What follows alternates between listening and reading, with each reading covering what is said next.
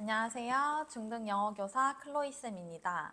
저번 시간에 중등 임용 2차 영어 말하기 4가지 비법에 대해 말씀드렸는데요. 막상 찍고 나서 보니 제가 너무 미흡한 점이 많았던 것 같아요. 오늘은 조금 더 연습하고 많이 생각해서 찍은 영상이니까 공부하시는데 참고하시고 고득점 하셨으면 좋겠습니다. 임용 2차 심층 면접 대비법에 대해 설명드리겠습니다. 첫 번째 방법은 경기도 주요 업무 계획을 분석하는 것입니다. 경기도 교육청 홈페이지에 가시면 교육청 소개, 경기교육정책, 교육정책 메뉴로 들어가시면 해당 연도의 주요 업무 계획 PDF를 다운로드 받으실 수 있어요. 이 문서가 약 200페이지 정도로 양이 방대한데요. 그만큼 면접에서 나올 수 있는 주요 핵심 키워드들이 많이 수록되어 있으니까 반드시 경기 주요 업무 계획을 분석하셨으면 좋겠습니다. 저는 온라인으로 보기 눈이 너무 아파서 인쇄해서 제본한 후에 책처럼 읽고 다녔습니다. 그리고 혼자 주요 업무 계획을 살펴보기보다는 스터디원들과 협업해서 공부를 하는 게 훨씬 효율적이었어요. 그래서 스터디원들하고 공유하는 구글 독스 공유 문서를 생성한 후에 모두 추가해서 카테고리별로 나누는 겁니다.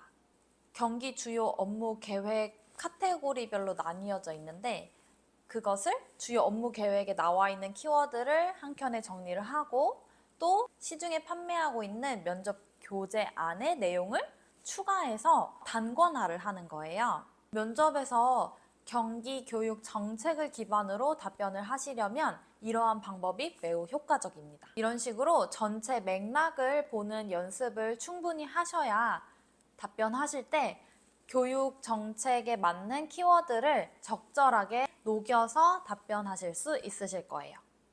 제가 저의 블로그에 댓글을 남기신 분들한테는 온라인 이메일로 제가 직접 정리했던 정리본을 보내드리고 있는데요. 다만 이것은 정답이 아닙니다. 그 자료는 2024학년도 임용 합격을 위해 만든 자료이기 때문에 지금 보시는 건 다소 무리가 있을 수 있어요. 지금 이 시기를 준비하는 선생님들께서는 내년도 경기 주요 업무 계획 파일을 확인하신 후에 그것으로 공부하는 것을 추천드립니다. 반드시 본인이 응시하시는 내년도 경기 주요 업무 계획 파일을 확인하시는 것을 강력 추천드립니다. 왜 주요 업무 계획에 쓰여 있는 용어를 활용해야 할까요? 여기서 한 가지 중요한 이유를 말씀드리고 넘어가겠습니다. 우리는 모두 경기도 교사를 지원했잖아요. 전국 시도교육청에 지원한 선생님들께서 할 만한 포괄적인 답변보다는 경기도 교육이 지향하는 방향을 이해하고 그것을 실현해 줄 수 있는 교사를 뽑을 겁니다. 그래서 답변 안에 경기 교육의 핵심 가치, 핵심 교육 정책 등의 키워드가 들어가면 답변의 설득력과 신뢰도가 완전 높아지겠죠?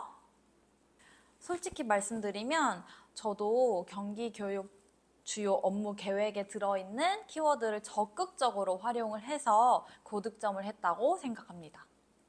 그래서 꼭 본인이 답변하실 때 경기 교육 주요 업무 계획에 들어있는 키워드를 자연스럽게 녹여내는 것을 강력 추천드려요. 두 번째, 시중 면접 문제집 적극 활용하기. 저의 경우 3권을 참고했는데요. 첫 번째는 사이다 면접, 두 번째는 면접 레시피, 세 번째는 루이스 면접. 이 3가지의 문제집을 참고해서 공부했습니다. 이 문제집들은 질문 유형이 정말 체계적으로 잘 정리가 되어 있고 교직, 교육과정, 생활지도, 학급 운영 등 면접에서 나오는 항목별 개념을 알차게 담고 있기 때문에 이 문제집을 적극적으로 활용하시면 좋겠습니다. 하지만 여기서 중요한 포인트가 한 가지 있습니다. 문제집을 읽을 때는 단순히 모범 답안을 암기해야지 라고 강박을 가져서는 안 됩니다. 모범 답안은 본인의 기본 방향을 잡는 데 도움이 될 뿐 그것이 완전한 정답으로 보기는 어렵습니다. 그 다음 단계로 모범 답안을 훑어보신 후에 경기 교육 주요 업무 계획 속의 키워드를 답변 속에 덧붙여서 나만의 답변을 재구성하는 연습을 반드시 하셔야 돼요.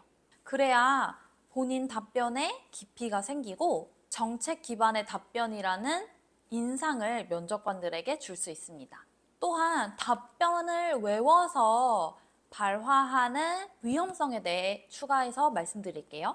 스터디를 하다 보면 같은 문제집으로 하게 되어 있어요. 그렇게 되면 결국에는 모두가 비슷한 답변을 하는 것으로 스터디가 마무리될 수 있거든요.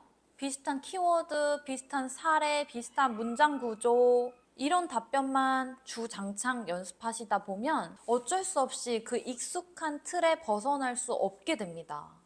그래서 면접관들에게는 이렇게 각인될 수 있어요.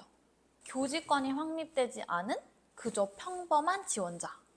그래서 꼭 기억하셔야 할 점이 모범 답안은 틀로서만 참고를 하고 정책 용어는 방향성으로 정리를 하시고 답변 안에는 반드시 본인의 경험과 교직 철학이 녹아들 수 있도록 잘 생각해 보시면 좋겠습니다.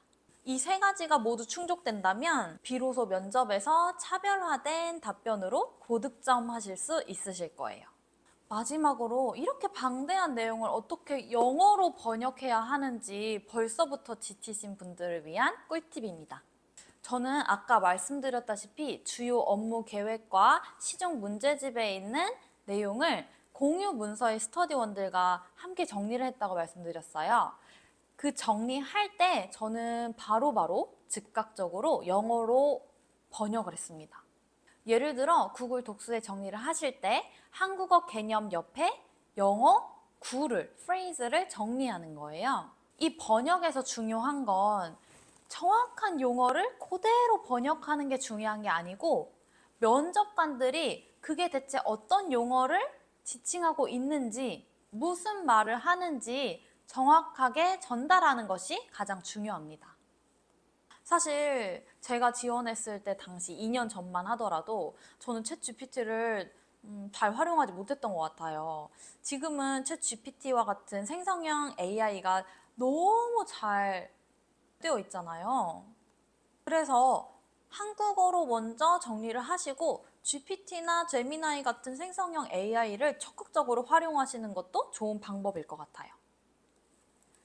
저의 경험을 말씀드리자면 구글에 일일이 검색해보고 또 번역기도 돌려가면서 핵심 프레이즈를 정리를 했던 것 같습니다. 만약에 제가 면접 답변에서 말하고 싶었던 것이 학교 예술 창작소다. 그러면 그거에 관련된 영어 구를 먼저 발화를 하고 그 후에 which is called 학교 예술 창작소. 이런 식으로 다시 한번 한국어로 설명함으로써 제가 무엇을 말하고 있는지 핵심적인 구만, 키워드만 재전달하려고 했던 것 같아요. 그래서 핵심은 면접관들이 선생님께서 무슨 말씀을 하시고 계시는지 정확하게 이해하는 것이 중요하다 생각이 들어서 이러한 방법들을 사용했었습니다. 정리하자면 문장 번역 자체가 중요한 것이 아니고 개념 설명을 자연스러운 영어로, 쉬운 영어로 설명하는 것이 중요하다. 또한 자연스럽고 명료한 표현을 사용해야 한다. 마지막으로 필요하다면 한국어로 보조 설명을 덧붙이는 것도 가능하다 라는 점을 알려드립니다. 오늘은 이렇게 경기 주요 업무 계획 활용법, 시중 문제집 활용법, 마지막으로 영어로 번역하는 방법에 대해 말씀드렸어요.